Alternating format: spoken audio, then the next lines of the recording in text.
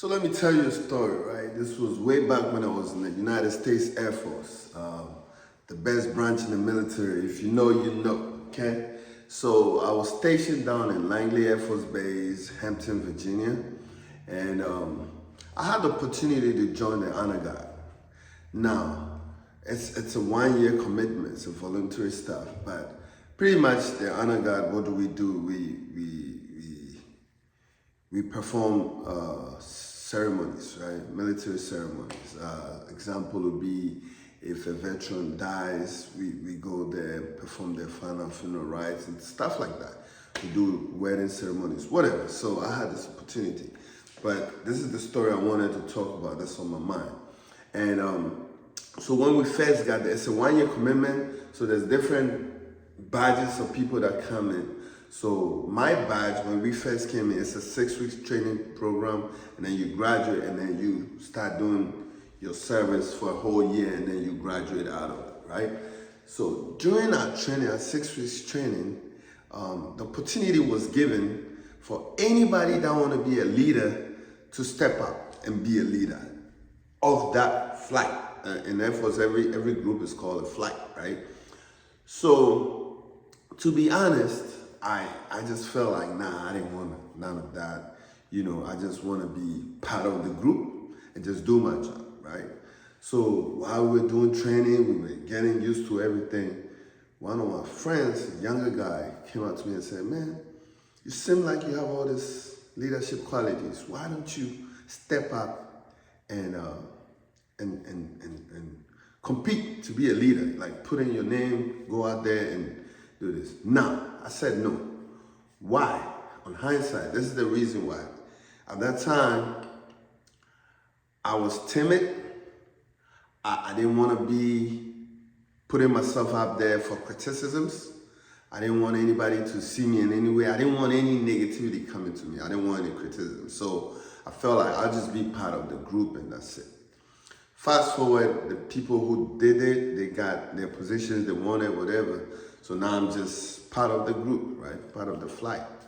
Now, we start going out to the field and boom, things started happening and my leadership skills set in. And by the time we graduated, even though I didn't step up, I didn't do anything, I was one of the people that everybody came to me or everybody wanted to go on duties with because they knew that if anything happens out of the ordinary, I was there to save the day. Let me tell you one of the things that happened. The first things that happened where my leadership skills jumped in was we went, there was a funeral, we were at a burial site. So normally when the hearse come in, we go pick up the casket, do all our ceremonies, go out there and take the person to the graveside, fold the flag in respect, do our gunshots, whatever, all the ceremony we do. Now, the thing about it is that the moment you see the family coming, and they're like, this the brother, the father, whatever, and they're big people, you can tell that the person laying in that casket is big. When you move that first casket one time and the hearse jerks, you know you're in trouble. So I'm standing there and there's 6 guys. They pull the thing, they do everything. Once you get the casket, you cannot move your body. You have to go according to whatever is going on, right? You're moving, you're going, you have to be straight. And it was really, really cold. This was probably in January, February. It was very cold at the time. And so we're freezing already before the casket came. We were at the graveside cemetery trying to take the person to the graveyard. It was about, it was a long walk to the graveyard, the graveside, where we were going to bury the person.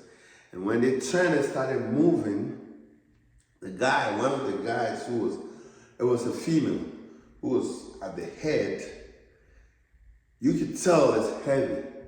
After about a couple of walks, I could see that she was about to trip. Like her fingers, her hands were getting cold, were getting weak, and I could see it slipping. Normally, you don't have to do anything. You just have to wait. You have to keep going. But I knew that if I didn't do something, this casket is gonna fall. That would be bad. Like, can you imagine in the military ceremony, the family's there, you're showing honor to this fallen soldier that you haven't even met, but because they've served, you have to do something. So I broke ranks and jumped out there, and I switched out and I pulled the thing. And the moment I came in, later on, the rest of the people said the moment I came in, it felt a little bit lighter. Because I was stronger than her, but this was how the leader planned the thing. But obviously the leader was wrong. And so pretty much I saved the day. And numerous times I jumped in and I saved the day, right? The moral of the story is, when you get the opportunity to lead, don't be selfish, don't be timid. Step up and be the leader. Listen, there are only two types of people that can be leaders. Leaders with good intentions and leaders with their own negative and selfish intentions. And if you know you have good intentions, you're the person that really loves to work for people, you want to help people, there's nothing wrong about stepping up to be a leader. If you don't, then you sit on the fence, you give the opportunity to the one that has ulterior motive to run. And then they become the leader. Then they use it for whatever they use. And then you're sitting there blaming yourself or feeling sorry that such a person has been given such a position.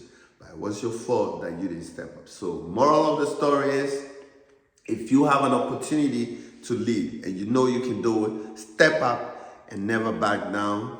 Don't be shy. Don't be timid. All right?